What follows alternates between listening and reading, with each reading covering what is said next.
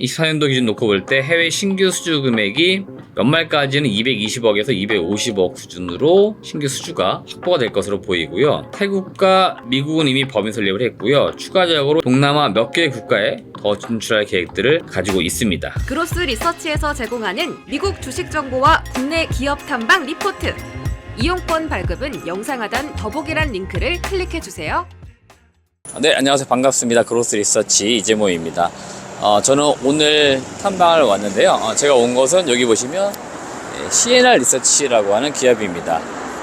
국내 1위 CRO 업체라고 보시면 됩니다. CRO 업체는 그 임상 이제 시험을 도와주는 일부 기관이다라고 보시면 되겠고, 동사 같은 경우에는 보통 국내에서 말하는 임상 1상, 2상, 3상 이런 임상 시험을 이제 도와주는 이런 업무들을 하는 업체다라고 보시면 될 것 같습니다.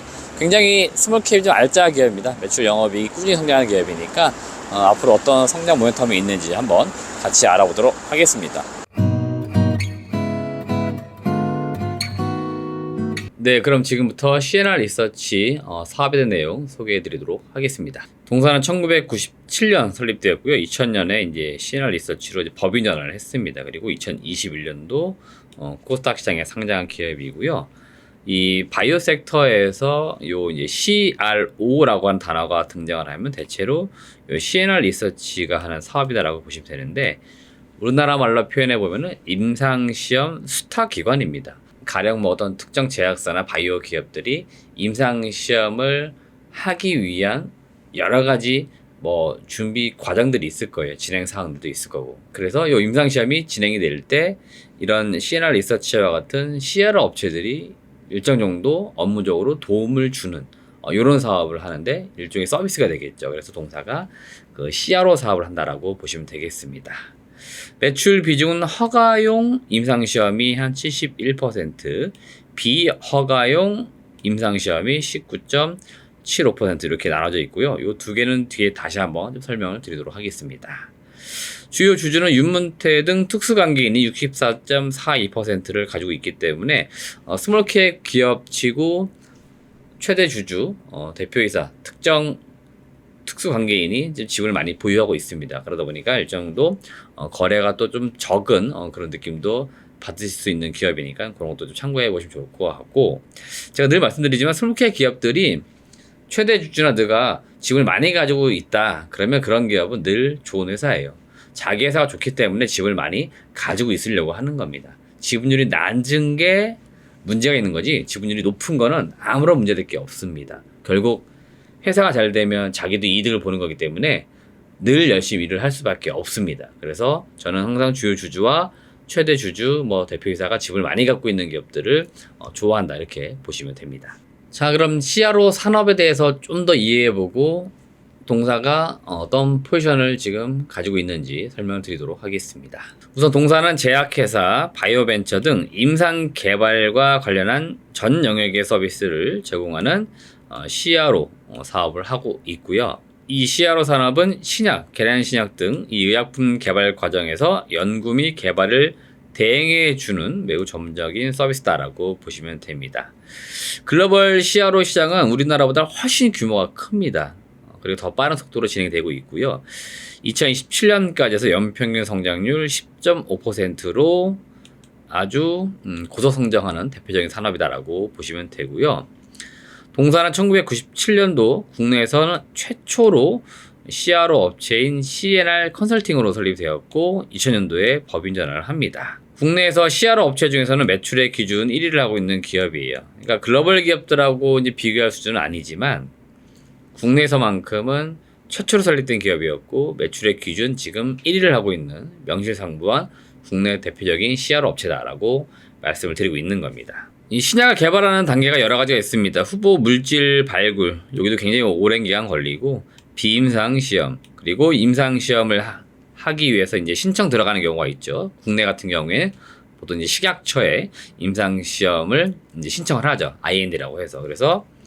그리고 식약처 승인을 해준다. 그럼 임상 단계별로 1상, 2상, 3상, 임상이 끝나도 품목 허가 단계도 있습니다. 동사는 어떤 사업을 하고 있냐면은 이 신약이 만들어지는 과정에 있어서 임상시험 신청부터 품목 허가 여기에서 좀 특화돼서 지금 사업을 하고 있습니다. 그래서 동사는 여기 이 부분에서 지금 특화돼서 사업을 하고 있다라고 보시면 되겠고, 아까 제가 허가용 임상시험과 비허가용 임상시험 두 가지가 있다라고 말씀드렸는데요. 허가용 같은 경우에는 약물이 안전하게 사용되는 것이 적합한지를 허가하기 위한 임상시험을 의미합니다. 그래서 보통 임상 1상, 2상, 3상 이렇게 단계적으로 구분이 되고요. 비허가용 임상시험은 뭐냐면 약이 시판이 된 이후에 약물에 대해서 환자의 이상 반응 및 임상시험 시 발견하지 못한 안정성에 대한 검토 목적으로 진행되는 임상시험이라고 보시면 되겠습니다. 그래서 가령 우리가 지금까지 뭐 몇 년 동안 몇십 년간 팔던 약이 어떤 특정 어떤 문제가 발생이 되면서 더 이상 이 약을 팔지 못합니다 하는 경우들이 간혹 있는데요. 보통 우리가 임상 뭐 사상이라고 표현도 하기도 해요. 그러니까 시판되고 있는 약에 대해서도 우리나라 같은 경우에 전 국민을 대상으로 임상시험이 진행되고 있는 거죠. 가령 뭐 감기약입니다. 감기약도 지금 우리가 꾸준히 몇 년간 몇십 년 먹어왔던 약인데도 나중에라도 문제가 생긴다. 그럴 경우가 있어요. 그래서 그런 것들을 검토하기 위한 임상시험이 비허가용 임상시험이다라고 보시면 됩니다. 그래서 동사는 이렇게 지금 매출이 나눠져 있고요.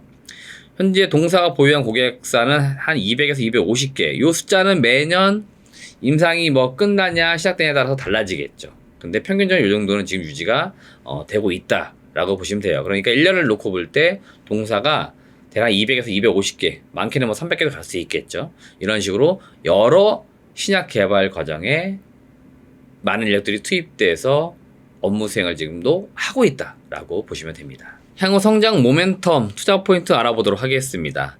제가 지금 이 C&R 리서치를 투자한다라고 했을 때 가장 눈여겨볼 부분은 바로 이 글로벌 시장 진출 부분입니다.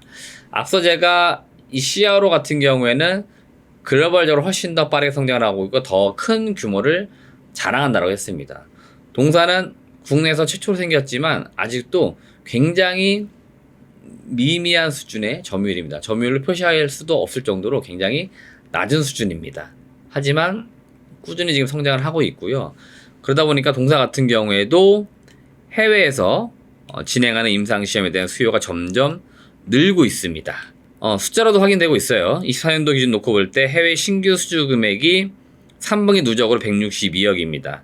연말까지는 220억에서 250억 수준으로 신규 수주가 확보가 될 것으로 보이고요. 태국과 미국은 이미 법인 설립을 했고요. 추가적으로 싱가포르 등 동남아 몇 개의 국가에 더 진출할 계획들을 가지고 있습니다. 이런 것들은 뭐냐면 국내 기업들이 해외에서도 임상시험을 지금 많이 진행을 하고 있습니다. 이럴 때 CRO 업체들이 필요한 거예요. 그래서 동사에게 요청을 많이 하고 있는 거고요. 해외 기업들이 국내에서 임상시험을 하는 경우도 있습니다. 이럴 때도 해외 업체들이 동사 C&R 리서치에게 찾아와서 우리도 같이 업무 수행을 해주면 좋겠습니다라고 요청을 하는 것들입니다. 이런 식으로 지금 계속적으로 글로벌 시장에서 C&R 리서치가 성장할 수 있는 지금 발판을 만들어 가고 있다는 점이 매우 중요한 포인트다라고 보시면 되겠고요. 동사는 목표를 두고 있는데요. 24년도 기준 해외 매출 비중이 대략 10에서 15%라고 합니다. 여전히 동사 내부적으로 판단했을 때는 우리는 해외 매출 비중이 너무 낮다라고 지금 평가를 하고 있고요. 요거는 제가 지난번에도 언론 보도에 인터뷰 기사할 때도 C&R 리서치는 해외 매출 비중이 좀 낮습니다라고 표현을 해드렸는데 장기적으로는 빠르게 매출 비중을 해외에서 30%, 많게는 50%까지 올리겠다라고 지금 이야기를 해주고 있습니다. 그래서 여러분들이 투자하실 때 이 C&R 리서치는 해외 매출 비중이 얼마나 빠르게 올라오는지 관전 포인트로 보시기 바라겠습니다. 자, 두 번째 투자 포인트는 ABC 바이오 사이언스라고 하는 일종의 자회사를 좀 주목해 보시면 좋겠습니다. 이 회사 같은 경우는 신약 개발의 전 주기 컨설팅 전문 기업이고요. C&R 리서치, 바이오톡스텍, 에이페이스 이 3사가 합작을 해서 설립한 법인입니다. 지분 구조는 제가 밑에 좀 써놨고요. 동사가 요 3사와 합심해가지고 요 JV를 설립한 기본적인 이유가 있습니다. 요거는 제가 앞에 그림을 통해 다시 한번 설명드리겠습니다. 자, 앞서 제가 CNR 리서치 같은 경우에는 임상시험 신청, 그 다음에 임상 1상, 2상, 3상, 품목허가 요게 초점을 두고 지금 업무를 하고 있다라고 말씀드렸는데요. 동사 입장에서 놓고 볼 때는 그 앞단의 업무라든지 또는 그 앞단의 업무에서도 CRO 역할을 하면은 좋겠죠. 근데 아직은 여기에 지금 역량을 쏟고 있다 보니까 여기까지는 지금 신경을 쓰지를 못하고 있는 겁니다. 그래서 여기 앞단의 업무를 잘했던 기업들, 앞서 바이오톡스텍 이런 기업들이에요. 이런 기업들하고 합심하게 되면은 ABC 바이오사이언스는 요 전 과정에 참여할 수 있는 그런 기업이 되는 겁니다. 그래서 동사가 지금 캐시카우는 여기에서 뽑아내고 장차 성장성으로 요 신약 개발은 전 주기에 걸쳐 할 수 있는 업체로 성장을 시키면은 어떨까 하는 차원에서 합작 법인이 지금 설립된 것 같습니다. 이게 23년도 설립돼서 이제 고작 1년이라서 아직은 수행 과제가 많지는 않습니다만은 점점 늘고 있습니다. 그래서 제가 볼 때는 먼 미래 그려봤을 때는 오히려 CNR 리서치보다 자회사 ABC 바이오사이언스가 더 커질 수도 있습니다. 역량은 더 좋으니까요. 그래서 제가 볼 때는 요 ABC 바이오사이언스의 성장성도 좀 주목해 보시면 좋겠습니다. 여튼 CNR 리서치가 가장 많은 지분을 가지고 있습니다. 65%를 가지고 있기 때문에 절대적인 지배력을 지금 가지고 있다 보니 CNR 리서치 입장에서는 잘 키운 자회사가 있다는 거 당연히 좋은 이슈다라고 보시면 됩니다. 자, 마지막 실적을 좀 보도록 하겠습니다. 우리가 바이오 기업들 투자할 때 가장 불안한 게 실적이 안 나오기 때문에 불안한 거죠. 동사는 임상시험하는 기업들에게 용역 서비스를 일종의 제공해 주는 겁니다. 그러다 보니까 서비스 매출 이익이 지금 꾸준히 나오고 있습니다. 22년도 매출액 400억대에서 영업이익 48억. 매년 거의 100억대씩 증가합니다. 23년도 500억대. 내년도에 제가 추정해본 실적은 매출액 690억, 영업이익 103억까지 올라옵니다. 동사는 이렇게 안정적으로 수주를 쌓은 상태에서 신약 개발 과정이 길다 보니까 꾸준히 조금씩 매출 영업이익이 증가를 하고 있습니다.